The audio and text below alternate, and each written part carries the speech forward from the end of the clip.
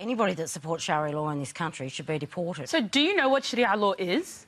Yes, but it doesn't have do you know rights. what it is? Me praying Sharia law? Of course, me praying 5 times a day is Sharia. Okay. Right? Like basic... What about the equal rights for women? What about... That is completely separate from Islam. So now you can be a Sharia law supporter and be half pregnant at the same time. What are you talking about? You are talking about stuff you don't know anything about. Like, OK, I'm not going to attack you personally. But my frustration is that people talk about Islam without knowing anything about it, and they're willing to completely negate any of my rights as a human being, as a woman, as a person with agency, simply because they have an idea about what my faith is about. Excuse me, Islam, to me, is the most feminist religion, right? We got equal rights well before the Europeans. We don't take our husbands' last names because we ain't their property.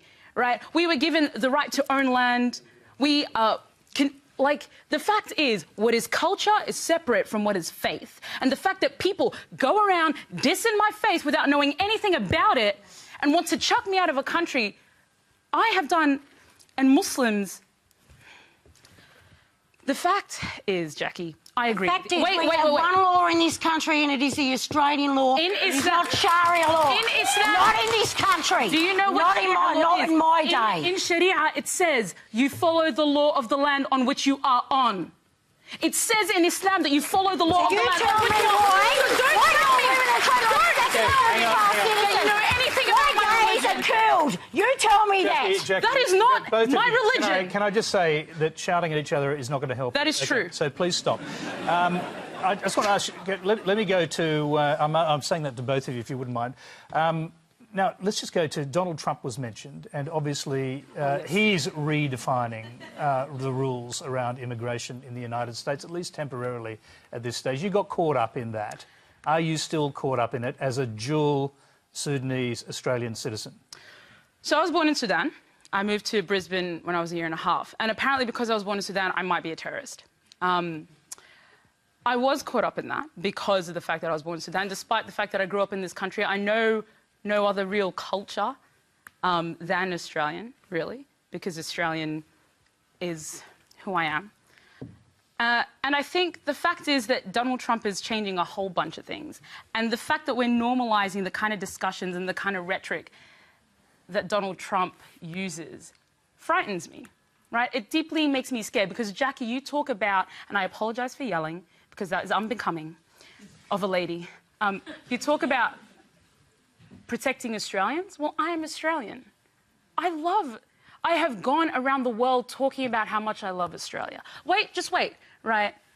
And so it hurts me deeply, right, when my elected representatives don't want to have me in this country simply because of my faith or because of where I was born. And I think this kind of rhetoric is what we saw pre-World War II. We saw it in the 30s, the same kind of othering.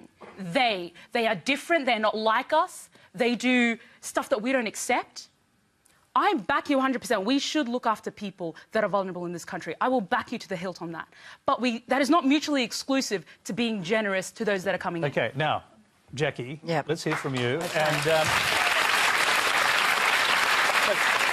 let me just put this to you. Do you accept that some of the things you say can come across as being quite hateful to others? To a minority. Well, if that's a minority, but this is for the majority. This is what Oh, girl! Want to feel safe, be safe. And Donald Trump, if he wants to put that and put those on hold for 3 months, he has every right to do so until he can work out exactly what is going on. If that's going to keep America safer, just like it's going to keep Australia. So, you know what? Stop playing the victim. Stop playing the victim. We've had enough. Stop playing the victim.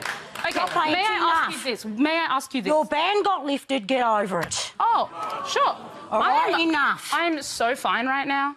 OK. Right, well, there you go. So the thing is, Jackie, is that... It hasn't hurt you at all. The thing is, Jackie, is that national security experts around the world have said that these sort of bans are the things that make countries less safe. It's not me saying it, it's actual experts, right? They're the same national security people that would drive the people out of the Middle East instead of staying there, making sure they've got safe havens.